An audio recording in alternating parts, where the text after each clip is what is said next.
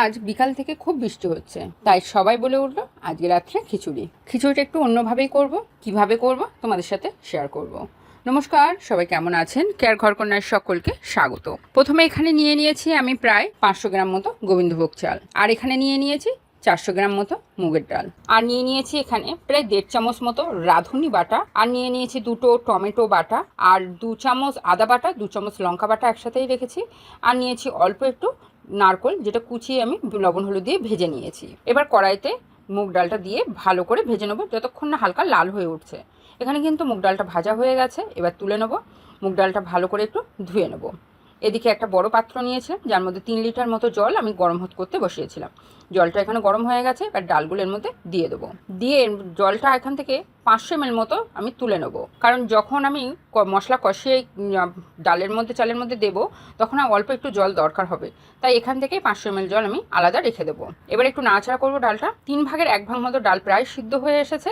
এবার এর মধ্যে দিয়ে দেবো চাল, যেটা আমি ধুয়ে রেখেছি। চালটা দিয়েও কিন্তু ভালো করে একটু নাড়াচাড়া করে নেবো, যাতে কোনো রকম চাল দলা না হয়ে যায়। নাড়াচাড়া করে এর মধ্যে দিয়ে দেবো 1 চামচ মতো হলুদ, কারণ চাল আর ডাল যখন ফোটে বড্ড সাদা লাগে, দেখতে ভালো লাগে না। একটু হলুদ দিলে একটু দেখতে ভালো লাগে, তাই এখন একটু হলুদটা দিয়ে দেবো। দিয়ে আবারও একটু ফুটতে দেবো। যতক্ষণ না ডাল আর চাল সিদ্ধ হচ্ছে তার মধ্যে আমরা মশলাটা কষিয়ে নেবো। প্রথমে এখানে কড়াইতে তেল দিয়েছি, তেলটা গরম হয়ে গেছে। এবার দিয়ে দিয়েছি 8 থেকে 9টা কাজু, যেটা আমি অর্ধেক অর্ধেক করে নিয়েছিলাম। কাজুটা হালকা ভাজা হয়ে গেলে এর মধ্যে দিয়ে দেবো কিশমিশ। এখানে প্রায় 14-15টা মতো কিশমিশ আমি দিয়ে দিয়েছি। এগুলো সব ভাজা হয়ে গেছে, এবার একটা পাত্রে তুলে নেব। কড়াইতে দিয়ে দিলাম 2টো তেজপাতা একটু ছিঁড়ে, আর দিয়ে দিলাম 2টো শুকনো লঙ্কা, আর দিলাম 1 চামচ মতো জিরা গুঁড়ো। এগুলো একটু হালকা ভাজা হয়ে গেলে এর মধ্যে দিয়ে দেবো আদা লঙ্কার যে পেস্টটা করে রেখেছিলাম সেই পেস্ট, দিয়ে ভালো করে 2 থেকে 3 মিনিট মতো নাড়াচাড়া করে নেবো। এই সময় আঁচটা কিন্তু একদম লোতে দিয়েই করতে হবে, নাহলে আদা আর লঙ্কাটা পুড়ে যাওয়ার সম্ভাবনা আছে। এবার দিয়ে দিলাম টমেটো, যেটা পেস্ট করে নিয়েছিলাম। নিয়ে আদা লঙ্কা টমেটোটা খুব ভালো করে কষিয়ে নেবো। কাঁচা মশলাগুলো আমার কষানো হয়ে গেছে, বুঝতেই পারছো মশলাটা সাইড দিয়ে তেল ছাড়ছে। এবার এর মধ্যে দিয়ে দেবো রাঁধুনি বাটা।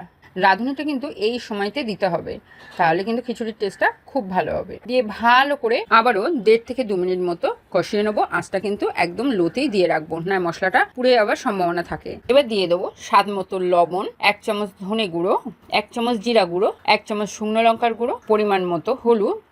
দিয়ে ভালো করে আবার একটু নাড়াচাড়া করে দিয়ে দেবো অল্প একটু জল, যাতে মশলাটা ভালো মতো কষানো হয়ে যায়। একটু নাড়াচাড়া করে এর মধ্যে দিয়ে দেবো চিনি। এখানে আমি 1/2 চামচ চিনি দিয়েছি, আপনারা আপনাদের স্বাদ বুঝিয়ে দেবেন।